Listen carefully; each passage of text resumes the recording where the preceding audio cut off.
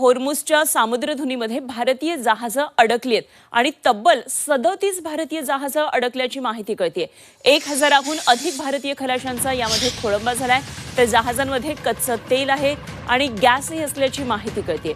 होर्मुझची सामुद्रधुनी बंद करण्यात आली आहे आणि त्यामुळे अनेक देशांची जहाजं अडकली आहेत। यामध्ये भारतीय जहाजं सुद्धा आहेत आणि जवळपास 37 भारतीय जहाजं या सामुद्रधुनीमध्ये अडकल्याची माहिती कळते। 1000हून अधिक भारतीय खलाशी या जहाजांवर आहेत, त्यांचाही खोळंबा झालेला आहे। त्या जहाजांमध्ये कच्चं तेल त्याचप्रमाणे गॅस असल्याची माहिती कळते। गॅस आणि कच्च्या तेलाच्या वाहतुकीसाठी ही सामुद्रधुनी अत्यंत महत्त्वाची आहे, त्यामुळे अनेक देशांची चिंता वाढलेली आहे। भारतीय जहाजं सुद्धा होर्मुझच्या या सामुद्रधुनीमध्ये सध्या अडकलेली आहेत।